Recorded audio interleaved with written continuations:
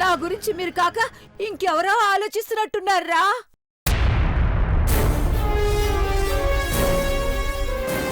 అయ్యో కాంతం, ఏమైంది? నీ బుగ్గలేమిటో ఎరుపెక్కాయి? ఏంటి రంగొచ్చినట్టు అనిపిస్తుందా? నా కర్మ. ఏవో అదృష్ట శక్తులు నా చెప్పలు పిడాలు వాయించినట్టు వాయించాయండి. ఇదిగో ఈ కొంపలో దరిద్రం ఉందని చెప్పింది నిజమేనే మాయా?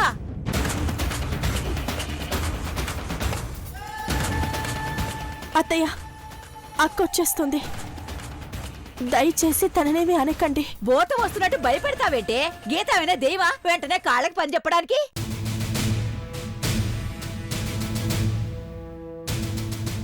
అయినా మన ఇంటికి ఏదో ప్రైమ్ మినిస్టర్ వస్తున్నట్టు ఒకటే హడావుడి పెడతారేంటి? అమ్మా, నీకు మళ్ళీ చెప్తున్నాను, కోప్పడకుండా గీతకు 2 మంచి మాటలు చెప్పి పంపిస్తే ఆ తర్వాత ప్రాబ్లమ్స్ అన్నీ సాల్వ్ అయిపోతాయి. ఒక పంచేరా, మన ఇంటి బీరువాలో పెద్ద బాల శిక్ష ఉంది, పట్టుకురా. 2 సూక్తులు 2 హితబోధలు చెప్పి పంపిస్తా, సరేనా?